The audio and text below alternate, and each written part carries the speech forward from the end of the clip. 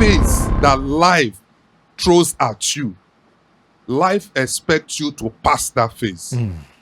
You must pass that phase before you go to the next phase.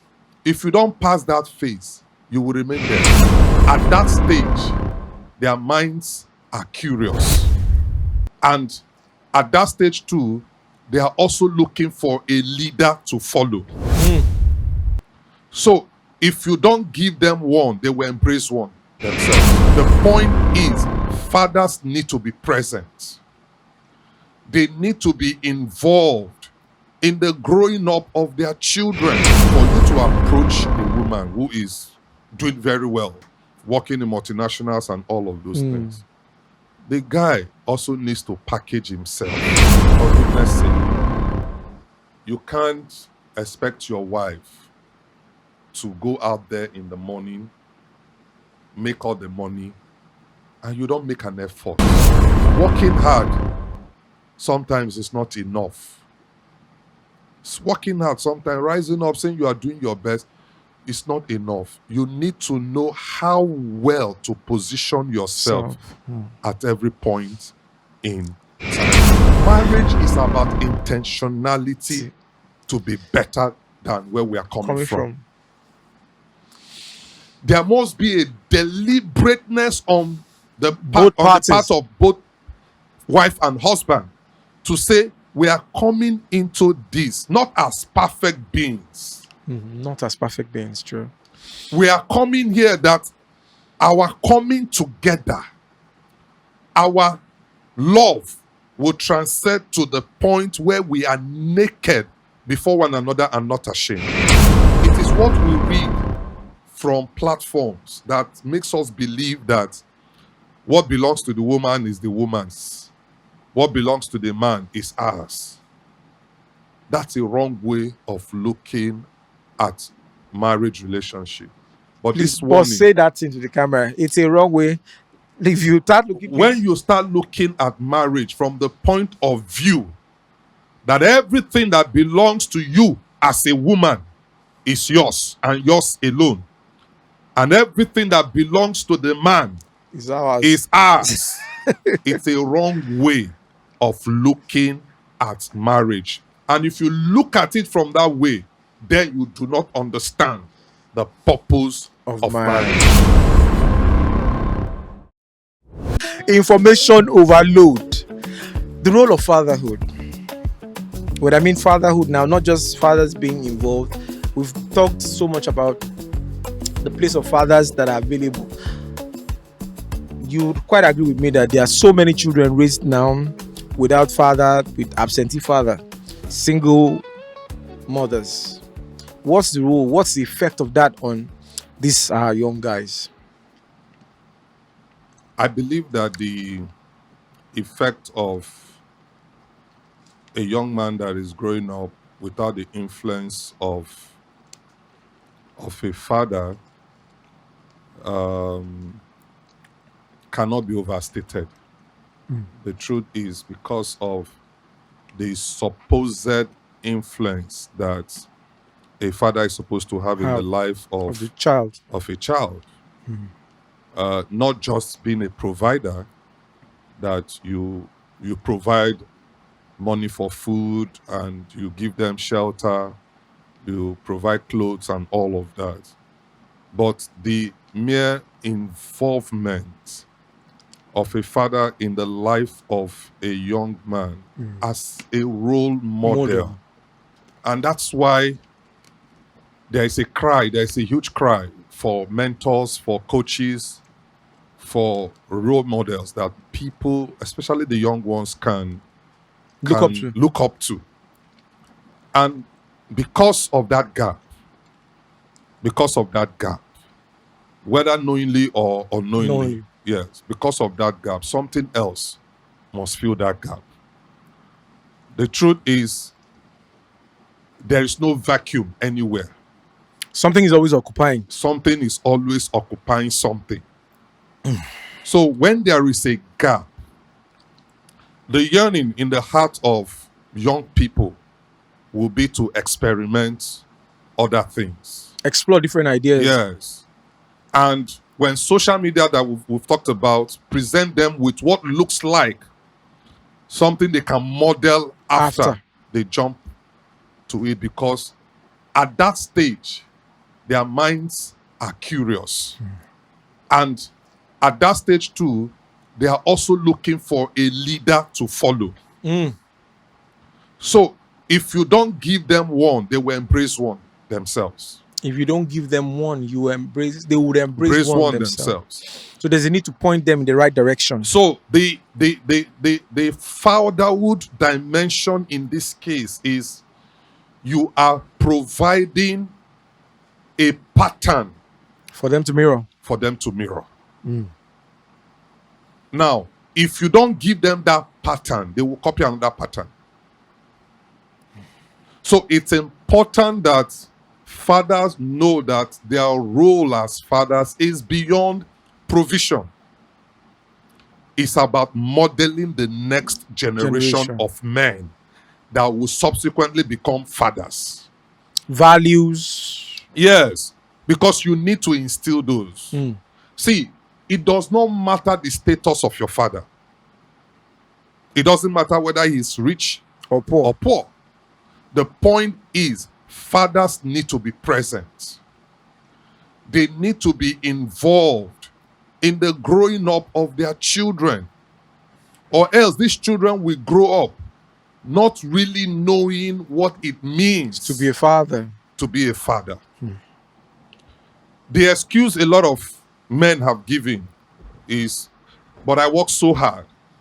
I go out, get the money. I provide. They don't lack anything. But one thing you forget is that the most critical part of what they need is absent. The most critical part of what they need is your being present. And I repeat this. Your being present does not mean lavishing money or whatever. No. It doesn't mean you are home 247. Okay, yeah. So being present means that you are interested in what happens in and around them. Yeah. You want to find out from them how school has been. Who are their friends? Yeah. What's your study? Very important. You want to help them to model a kind of life. You want to instill the fear of God in them. You want to help them to follow a kind of pattern. The Bible says, train up a child the way he should go. When he grows or she grows, they will not depart from it. So which means fathers are meant to be trailblazers. Fathers are meant to be trailblazers. Are meant to be pathfinders. Fathers are meant to be navigators. Fathers are meant to be forerunners. Little wonder the car companies took all of these names. Yeah. You know? So fathers are navigators. They are the ones navigating paths for us. That's why the scripture says, do not move the ancient landmarks. So it is the father's responsibility to set those marks. And those marks become paths and pointers of the kind of life and ways we should go.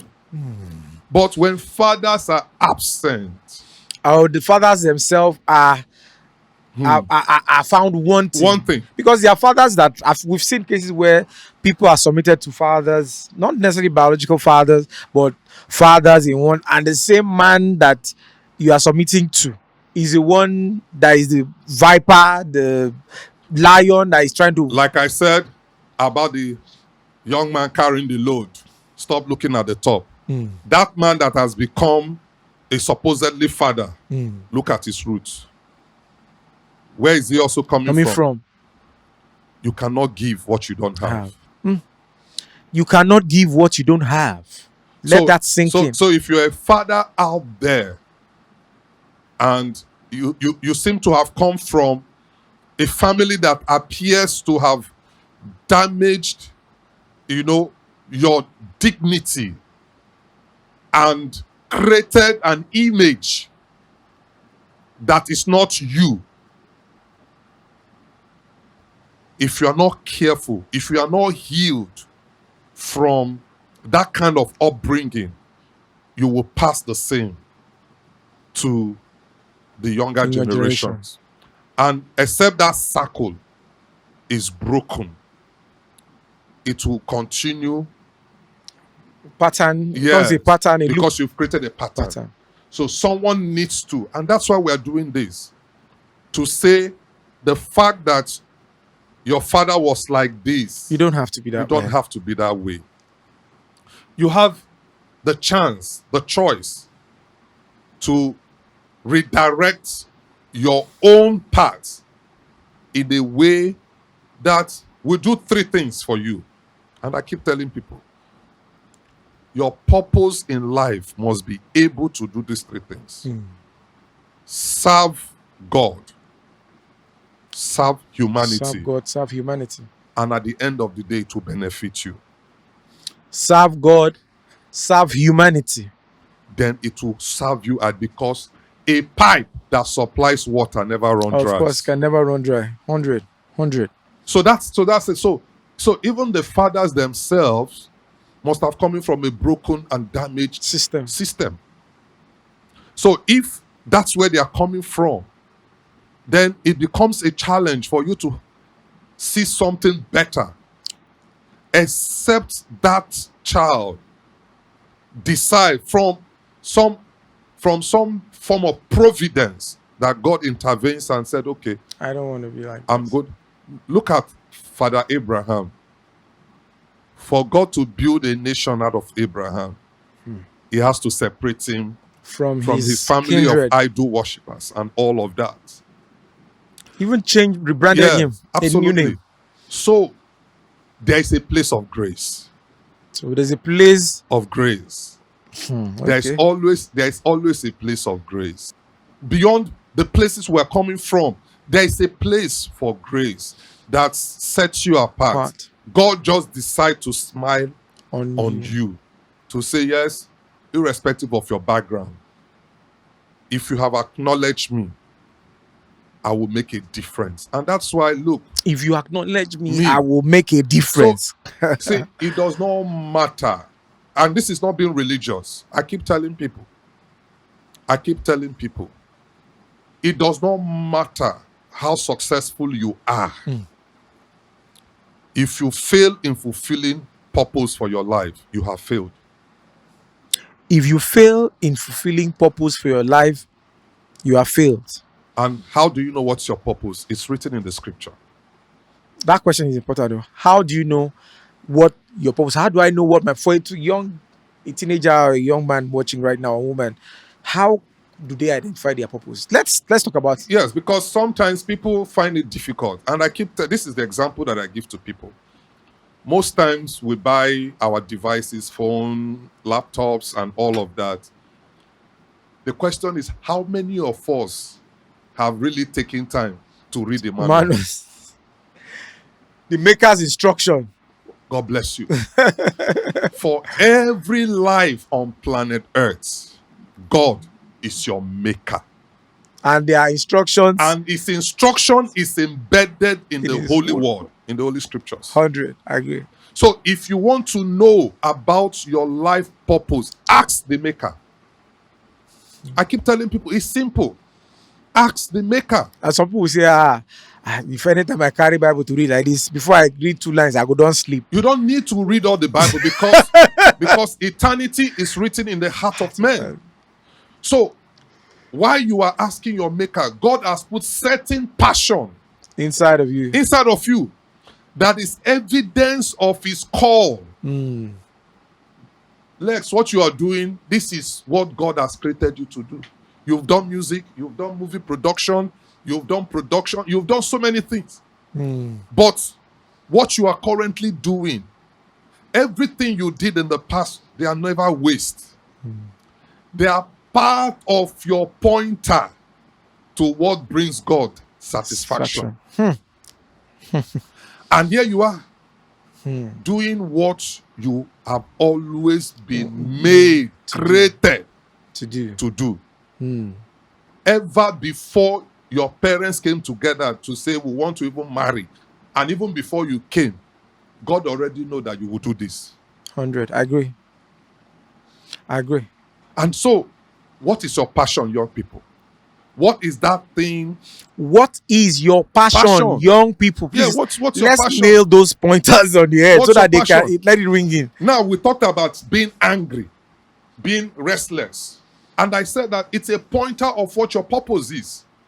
Sometimes when you look at things and you get disgusted, you are not happy with the situation of certain things, you feel like you can do it better. Watch it. Passion is tied to it. It could be That is where God your is assignment. Yes, that's your assignment. Because you have your eyes can see. There's love recognition. Yes. Your eyes just sees it. And the truth is that 100 people might look at that thing and will not see it. But all of a sudden, you are seeing it. And you're drawn to it. You are drawn to it. So, there is a problem you are solving. That's a pointer to what your purpose is. So, already God has given us. So, it's why it is good to study the Bible carefully and find out these things. God has already given us pointers. So, His word only confirms what He has already released in us. So, it's important that you understand that the reason before you live, this is what I told some people. I said, and I'll repeat it on this platform, you have no right to die until you know why you are here. You have no right. That's a big privilege. Yes. You have no right to die until you know why you are here. And you fulfill the reason for which you are here. Oh, deep. You have no right. You cannot say, I don't die. How? Have you fulfilled purpose? You know why you even confess? Yes. So why is it that I'm existing? Why is it that I woke up this morning and I'm here? Why is it that I didn't die last night? Could these things be masked by the cares of the world, of like our Nigerian society? Greed. I'm on money. I must see my mate. So this one don't buy build to house. So this one don't buy. It is covetousness. It is greed. It is because you are operating from the default level of the fallen man, which is discontentment. Hey, discontentment, woman, discontentment. That's it. That's our word. So you can't say, thank God. The cars, the houses, everything we have today, people have had it before us. Oh, of course no. People have had it before us. When we were still trekking the streets of Lagos, when we were trekking all the things, they've had it. People have had it. So the thing is, everything in life is transient. Yeah.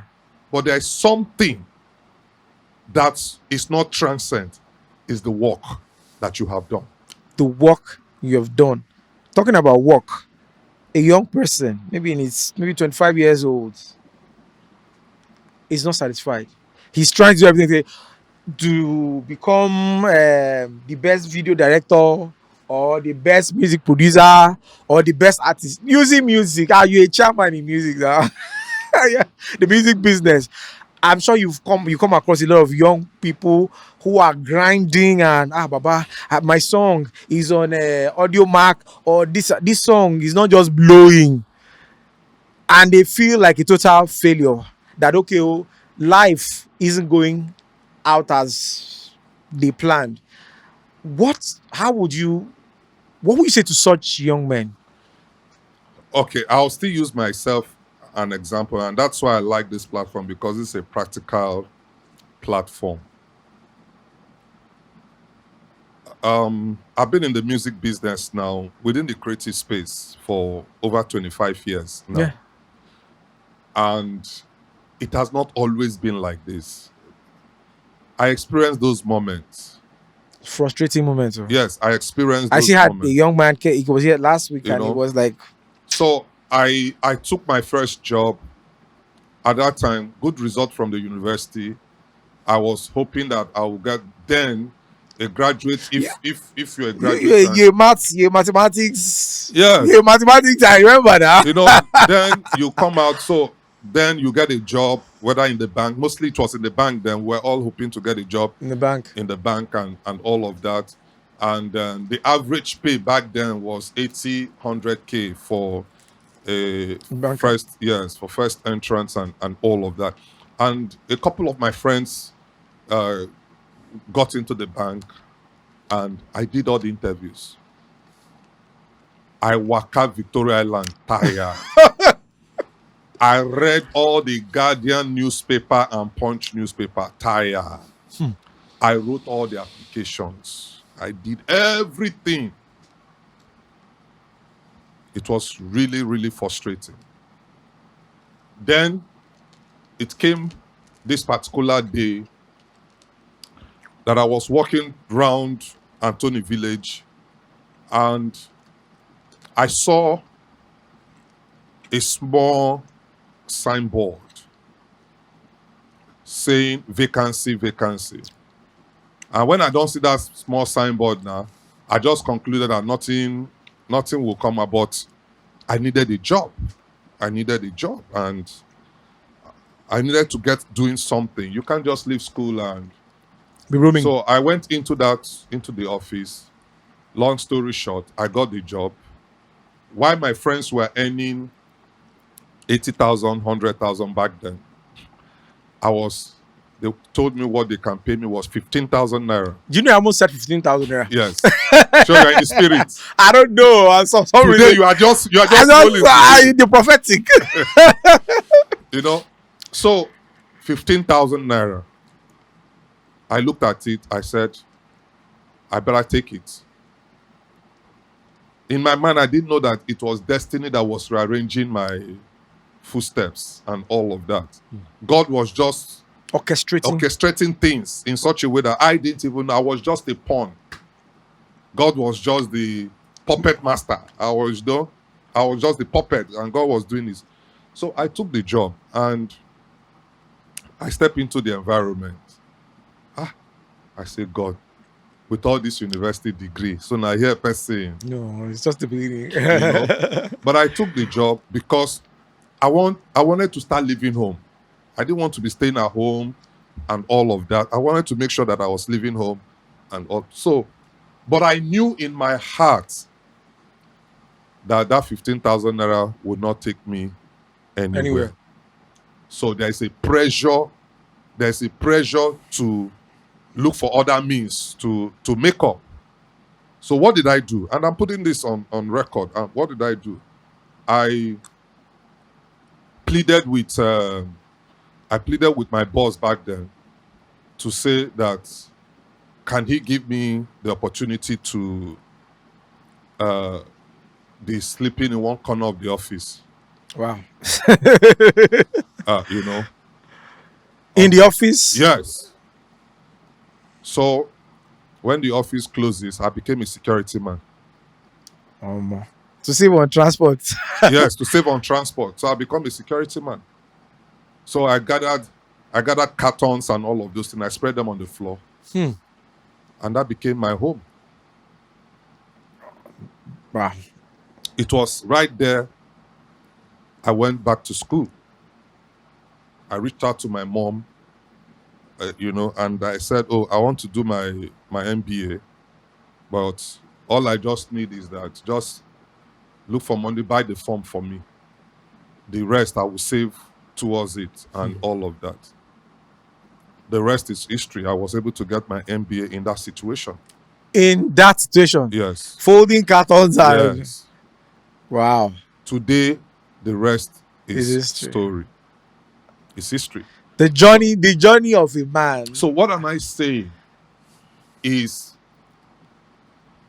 every challenges we face in life is a ladder to a next phase. Every challenges we face in life is a ladder to the next phase. Every challenges we face in life is a ladder, a stepping stone to the next phase. The truth is that I don't know what is here. I don't know what is here. So, but for me to get here, I need a ladder to project, at least give me height. So, each time you pass every challenge that comes to you, a step is added to your ladder. Each time you pass a challenge, a step is added to your the step will continue to be added until you come and you are able to see what is on the other side. Then you will now realize that, so all this why, this is what is on the The other other side. side. But if you miss any, see, in the spirits, there is no carryover. You must pass it. You must pass it. I 100% agree. You must pass it. I believe life is in phases, is Yes. in classrooms. So you must pass. For every phase that life throws at you, life expects you to pass that phase.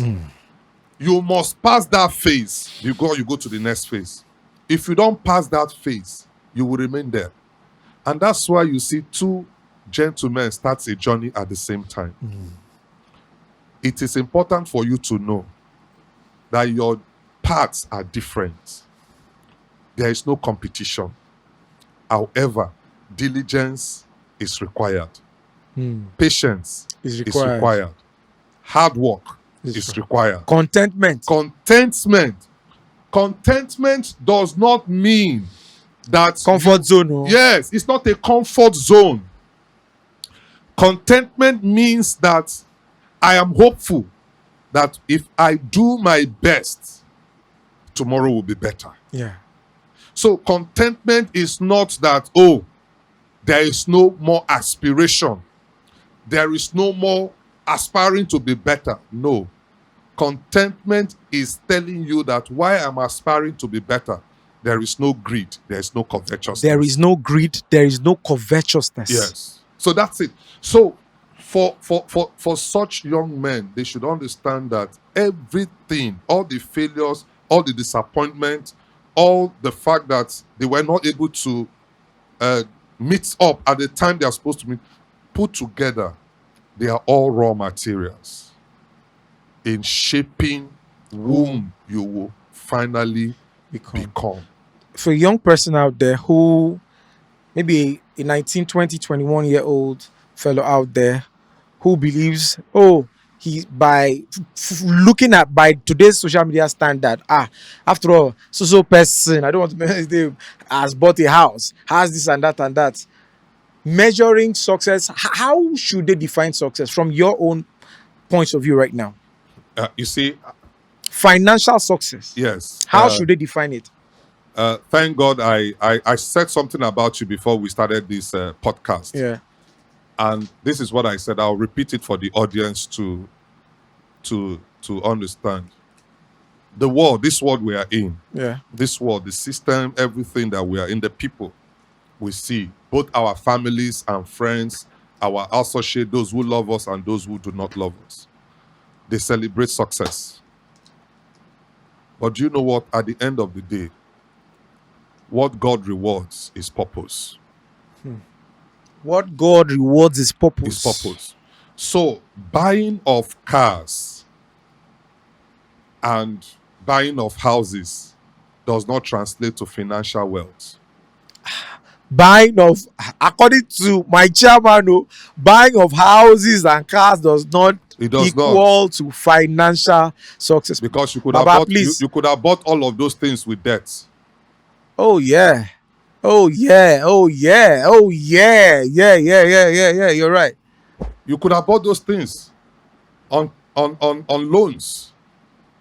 So you are a debtor. And remember, a debtor is a slave to the creditor. So people need to be careful. Wealth is, take it from me. Cash is the least form of wealth. Cash Cash is the. is the least form of wealth. Say all these Gen Z boys they go Cash. here. Say they go here. Say would they agree with you that cash is the least form of wealth? Cash is the least form of wealth. And people need to understand that there are different categories of wealth. Relationship is wealth. I agree. 100. Health Totally. is wealth. Oh, very important. Exactly. Very, very important. You know, there's what is called mental wealth. In short, having a stable mental Yes. ability to, you are not suffering Alzheimer and all this. It's a Absolutely. gift. So you see, people don't understand that wealth starts from here. You might have all the cash, but mentally, You are not okay. exactly. So you need to fix your mental capacity. Fix the mind. Yes. Fix the mind. There is a reasoning Mm. that goes with wealth creation. There is a reasoning that goes with wealth creation. Oh yeah, tweet that, Yeah. tweet that, tweet that. So you buy this, it does not in any way portray you as being wealthy in the real sense of Wealth. of it. So you ask yourself, somebody asks you, why do you need to be wealthy? Why do you need to be, why do you need money? Why do you see, what does money do? People must understand. Money creates efficiency. Money creates efficiency. Yes. Okay. Money creates efficiency. Now, what you are doing now, if there is no money, you couldn't have done this. 100. True. Takes financial resources to. Exactly. If there is no money, perhaps I would have walked from my location to this place. Mm. So money creates efficiency. So that is to tell you that wealth is a tool. Wealth is a tool. Wealth is a tool. Well, wealth is meant to serve us, A tool meant to serve us. not the other way around. No, we serving it. Yes. Mm. And that's where the young men of this generation get it wrong. Wealth is a tool for goodness, for doing good things. We are not meant to worship it. So you don't need to go to the extreme. You don't need Ritualist to- and all those people. You don't need to do things that are unrighteous and wicked for you to get wealth. They need to hear this loud though. Yes, because the thing is, wealth, if not handled well and perpetuate it for generations, because a righteous man is expected to leave inheritance For his children's for children. his children. But the Bible did not say money. True. Bible no talk money. Oh. Yes. Like inheritance. Inheritance. It didn't say money. So there is a misconception of the right understanding of that scripture. It didn't talk about money. If you leave money, all well and good. But it's talking about something far bigger than money, legacy. Legacy. Legacy. So when we do this, the question is, what am I leaving for my children? What kind of legacy am I leaving for them? My prayer has always been that my children will do far better. And that's the prayer of every father. Good father. Yeah. That our children will do far, far better than we have done. But I also pray that even in my old age, as my children are producing, I will also be producing. Don't want to be dependent. Exactly. No. So for some men, this is also a caution. You are training up your children so that your children becomes your insurance policy. That's a wrong form of parenting. But it's a normal thing here in Africa now. Not just from the men, no, the women as well. It's a wrong form of they parenting. They see the children as their future insurance policy to be. It's a wrong form of policy. It's a wrong form of training. It's a wrong form of parenting. Have this entitlement mentality. Yes. And like, the fact that you have finished training your children does not mean you should go and die. Come on, you still have life So for much. you to live. There's so much for you to do. Yes, as parents, we must ensure that we give our children the best that we could can. afford. But that should not push us into stealing and defrauding because we want to give them the best.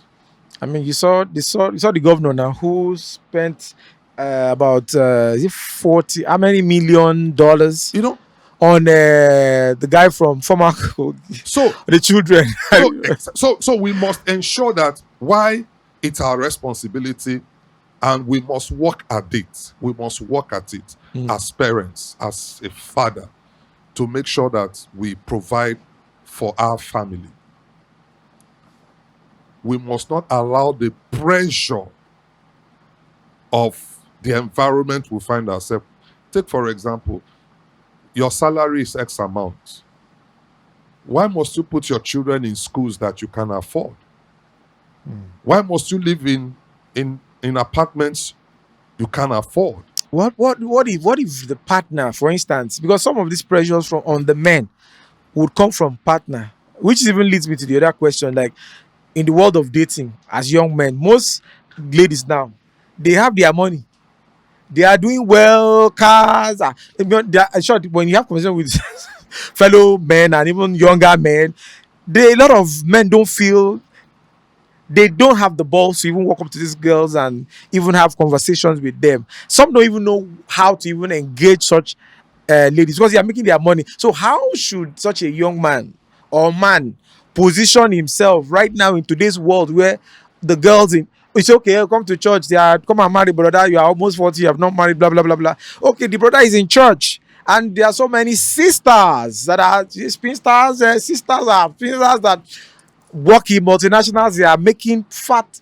check, but the brother doesn't know how to navigate because he's been hit with so much pressure and frustration. His family is there, where he's coming from, his biological family, where he's coming from, a big extended family is there. Society don't deal with him seriously, and the guy needs to marry. He needs to relieve himself, like say, okay, at least have some emotional, like an emotional partner, someone he can bond with or be around with. How should such a young man or man cope with all these originally in today's world relationship, basically? You see, I think some people love putting unnecessary pressure on themselves, really. And I'll tell you how. It will also interest you to know that those ladies you've mentioned, earning fat salaries, fat bucks, and all of that, they are also something they are desiring in a man. Okay. Yes. And I don't expect him. You see, get this right. For a young man who wants to get married, the most important thing is if a man comes to me now and say, okay, I'm interested in marrying your daughter, the first two questions I will ask the young man I'm so interested. is, what's your name? Okay. Identity. And what do you do? Oh yeah, definitely. So the first question is for me to be able to refer him directly when I'm speaking to him, depending on his answer to the second question. I might not care where you come from, but I want to be sure that you are doing something. Then the third question would be to check your value. So it then means that for you to approach a woman who is doing very well, working in multinationals and all of those things, the guy also needs to package himself. Now, but what on the work all these years? Packaging himself does not mean that you will overstretch yourself and become fraudulent about who you really are. And I'll give you an example. And because of this environment where we live and all of that, you work in a place where maybe you earn a 500,000 naira or less in a month, and you are interested in a lady who earns maybe 3 times or 4 times of what you are earning. You should understand that could be possible for some women to earn more than the man. It's very possible. But this is what I think, and I go back again. What are women really looking for in a man? they're actually looking for direction. They are looking for a man that can really lead them. They're looking for a man that knows what he wants. They're looking for a man that has understanding of his calling, of his A purpose. man who has understanding of his calling, of his Yes, purpose. that's and when you speak to women, if you go out to speak to a woman that, oh, you say you've seen a woman that she's not listening to all the toasting. The way they ask their question is trying to understand whether you understand you first Mm. and whether you understand your purpose in life. And I believe that if you do, a woman will not be too difficult to say, okay, we can give it a try. Because what is important to a woman, a genuine woman, because I know there are some ladies out there, they are not really interested in these things. They are not Social media, interested they in are these values and all of that. But I'm saying that from where we come from that's what we look out for. From where we come from, we want to look for a man who will spiritually lead his home, who has that capacity to capacity. lead his home. A man that knows his calling, not about his current situation right now. Mm. You understand? Mm. And women has that grace of seeing beyond now. Now, So, on the side of the men, let's leave the women first. Let's do our own part. Let's do the necessary things to create capacity necessary things to create capacity. so that when we approach the woman, even if she is better financially than us, Mm.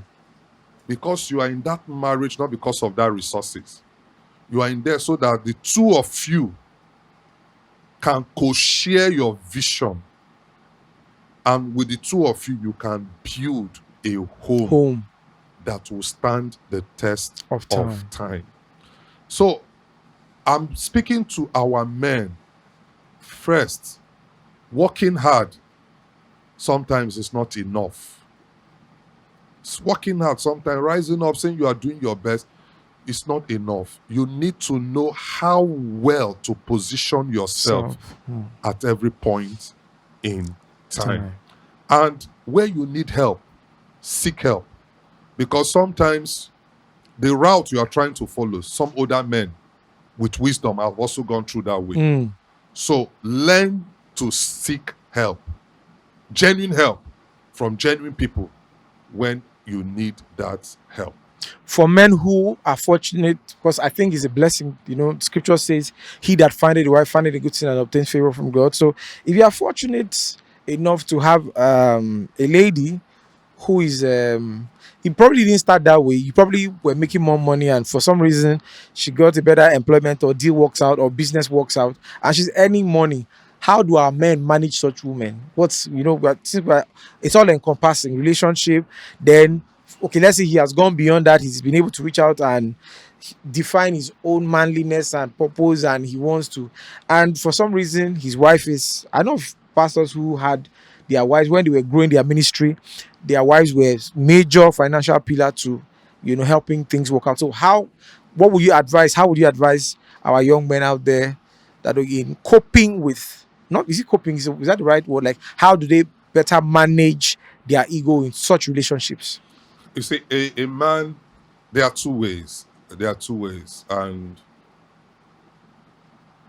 first, the woman ends small. The woman must be humble about it.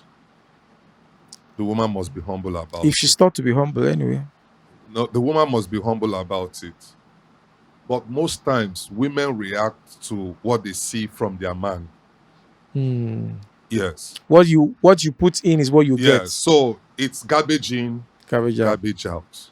For goodness sake, you can't expect your wife to go out there in the morning, make all the money, and you don't make an effort.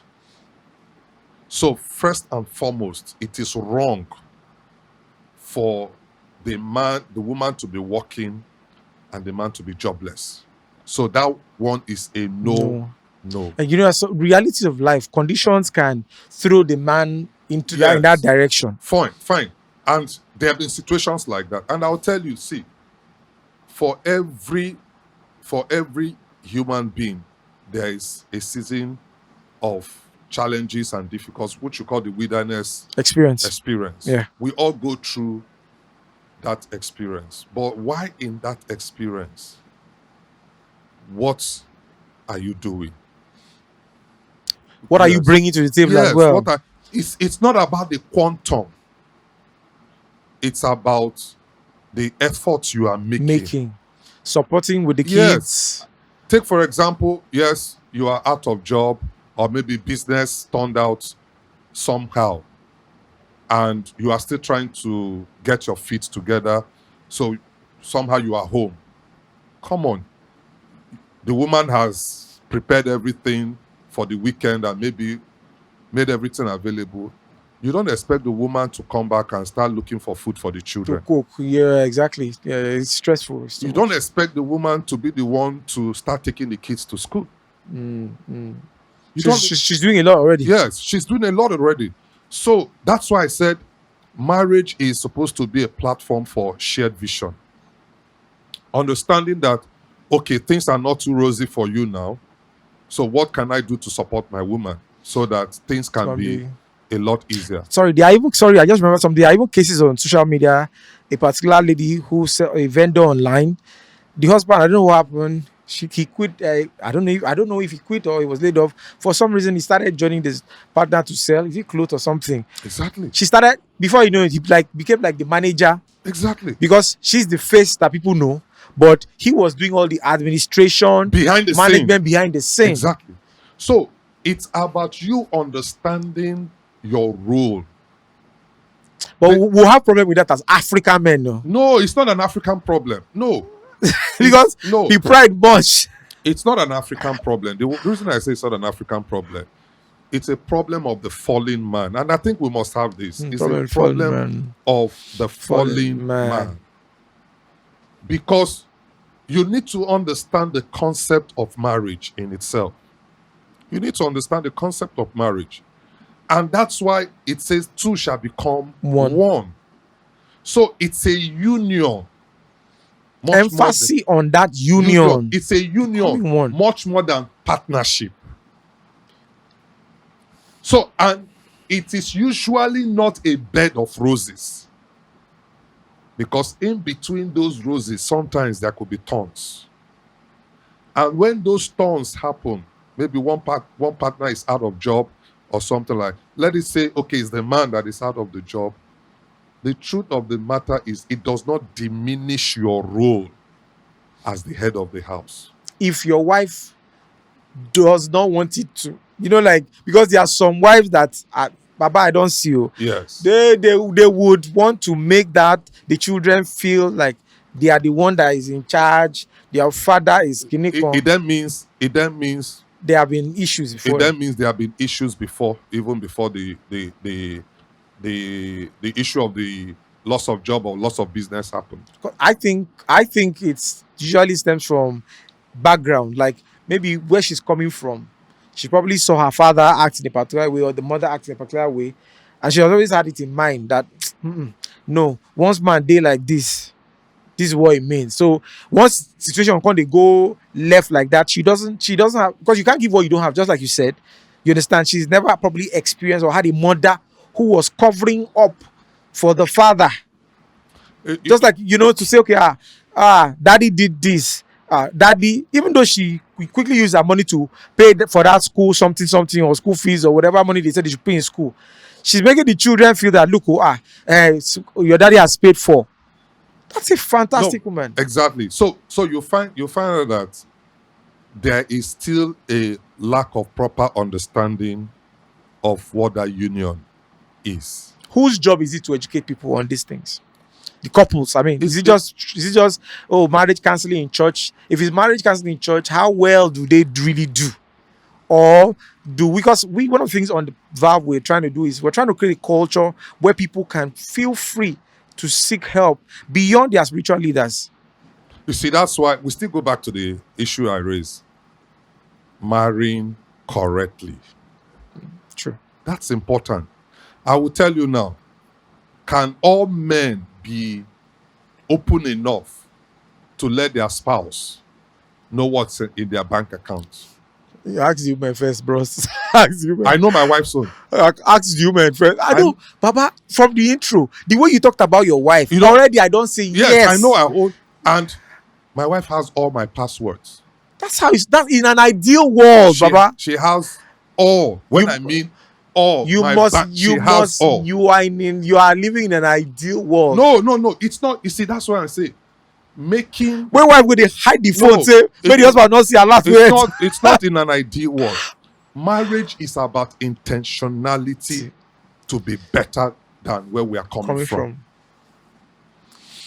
There must be a deliberateness on the Both part parties. of both wife and husband to say we are coming into this not as perfect beings. Not as perfect beings, true. We are coming here that our coming together, our love will transcend to the point where we are naked before one another and not ashamed. So, Can be vulnerable. do you know that some of the deals that I do, I give my wife's account. That's cool. I give her, and when she wants to send it to me, she sends it to me. If I need to ask her, send. I'm not insecure, and she is That's not the word. insecure. Feeling secured in yourself Yes. and your partner. You know, so I have nothing to hide that, oh, I don't want her to know how much we have in the account or this or that. For goodness sake, she is me and I am her. She is me and I am her. So Boss, please talk that thing again. Make the thing bang. she is me Abi, and I am her. oh shit, we are one. Yes. So until we intentionally grow towards that point where irrespective of our individual, because I said, even though we are in marriage, we must never lose our uniqueness. You understand? But we must all intentionally work towards a common goal, Go. coming from a shared vision. Vision. God. And until families begin to do that, they will continue to separate that, okay, I did this, I did that, I did this. And that is what caused division. And children now pick up that and they transfer that to their homes. My wife I will never, both ways, we will never support our children against each other. But what happens? Between my wife and I, one is an executioner, one is a pacifier. You understand? So we understand our role. We understand our Understanding your roles as partners Yes. in parenting. In parenting, we understand our roles. So families, husband and wife must understand that when we come as one, everything, yes, you see, it is what we read from platforms that makes us believe that what belongs to the woman is the woman's. What belongs to the man is ours. That's a wrong way of looking at marriage relationship. But Please, this boss, warning, say that into the camera. It's a wrong way. If you start looking, when you start looking at marriage from the point of view that everything that belongs to you as a woman is yours and yours alone, and everything that belongs to the man is ours. is ours, it's a wrong way of looking at marriage. And if you look at it from that way, then you do not understand the purpose of marriage. Boss, final question. I don't Mike, I don't add weight. Because I don't add small weight. On a final note, now, if you cast your mind back, with respect, going back to when you were younger, your younger self and teenager, and your journey through life, for someone out there looking. Funny enough, do you know they are 40s, even 50s? I've come across men in their 60s who are still trapped in that teenage mindset, teenage mindset. Even though this person is 60 years, going to 70 years, 50 years, but he or she is trapped in that teenage mentality and mindset. What would be your advice to such a person as a young man now, given all the experiences growing up in Ajegunle, the values, father, mom, momsy, popsy's values in the heat of the moment and the pressure of that environment? You guys still kept your head up. What would be that advice you give to such a young man? He might be still in that Ajegunle or Okumaiko or Bandri or wherever, or Abuja, anywhere. What would be your advice to such a young person? That, okay, look, oh, yes, we know life is difficult. It's hard being a man in today's world. What's your advice to that young man? I have so many advices, but let me just say one or two. Number one, it's a common saying that when life throws lemon at you, You make lemonade juice. you make a lemonade. You make a juice out of it. Mm. We will always be confronted with choices.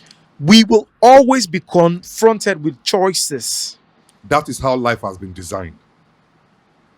Life will always give us choices. I was confronted with so many of those choices. And nobody's going to make those choices for you. Nobody's going to make those choices for you. Nobody's going to make those choices for you. You will have to be the one to make those choices. And for every choice you make, there is a consequence. For every choice you make, there's a consequence. There is a consequence. True. Whether now or in the future. There's always a consequence. Life will always present you with blessings and curses. There's no two ways. Life will always present to you life and death. So you choose. You choose. And whichever choice you make, just rest assured, you will live with the consequences. Full dose. So if today you are being faced with certain decisions to make, and you say because your background is so bad that you have an excuse to take a wrong turn in life, I also came through that background. So you have the capacity in you to make the right choice. You have the capacity in you to make the right choice. Yes. So don't look down on yourself to say, oh, but I cannot do this. No, you can. Because the way God created humans is in such a way that He gave us the power to make choices. So you and I have the power to make the right choices. You and I have the power to make the right decisions, irrespective of the conditions that we find ourselves. What do we need to do? You need to make a decision first to yourself. You need to, and I'll give you, it might sound like, oh, you are being theoretical. No, and it's not a story. We read so many stories in the Bible. The 4 Hebrew children, Daniel and the 3 other gentlemen that were captives under King Nebuchadnezzar. But you know one striking thing there, and that's what I want every one of us to do, including you, is the Bible said those boys then purposed in their hearts. That means even before they were captured, It has always been in It has been in their heart that irrespective of the environment that I find myself, I will not I compromise. am I'm trying to look for the right word. I am not going to compromise my values. Irrespective of the situation around me, even if everybody is doing it wrongly, I chose not to do it wrongly. So, the best place to be is to say, and God has a way of coming through for everyone that takes such a decision. True. You might be out there and you don't believe this, but the truth is, for everyone's destiny, God is aware of what you're going through. For everyone's destiny, God is aware of what you are going through. God knows where you are right now. God knows where you are now. But the only people that can be helped, it says, as many that call upon the name of the Lord Jesus shall be saved. So if you think you are okay with where you are, then you don't cry out. But once you cry out for help, there's always help for you. So what I will advise us is choose right. Choose right. You have the ability to choose right. Purpose in your heart what you will do. Because it is not when the situation happens that you begin to decide what to do.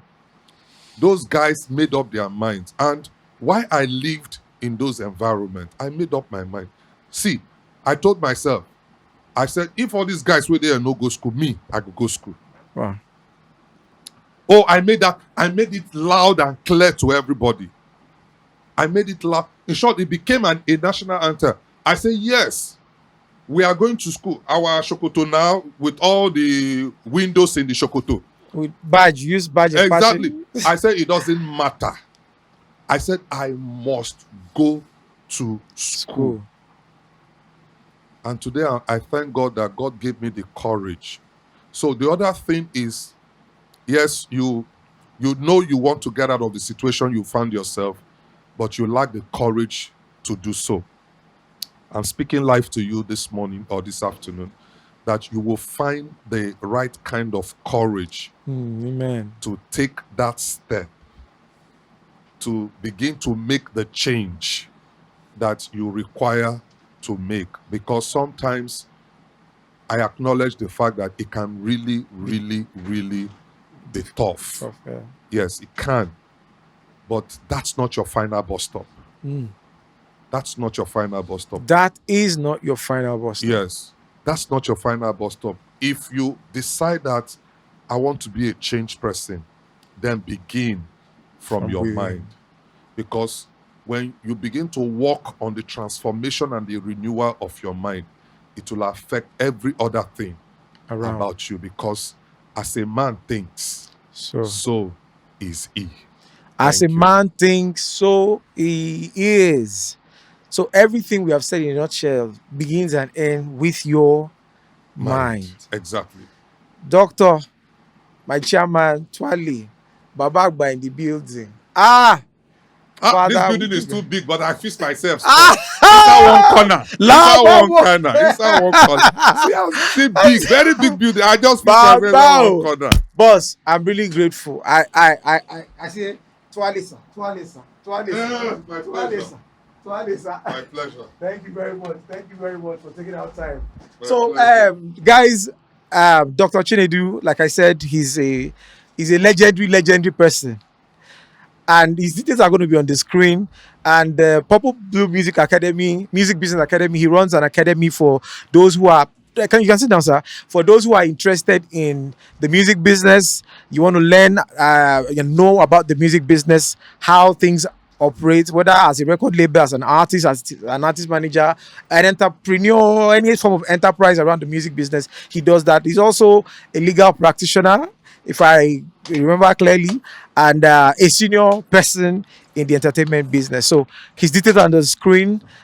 Feel free to reach out to him. And Doctor, I hope we'll be able to have the privilege of enjoying this another round of information whenever we beckon on you, sir. Anytime. Thank you very much, sir. It's been such a great one today. Lex. All right, Thank sir. you. Thank you for coming, sir. Thank you. So- Thank you. And shout out to The VAR the podcast. one and only The the VAR VAR podcast. podcast. Thank you very much. Thank you. All right, so It's a team, pleasure. we'll come again same time next time. And leave you in God's hand and stay upwards and bye-bye. Bye-bye.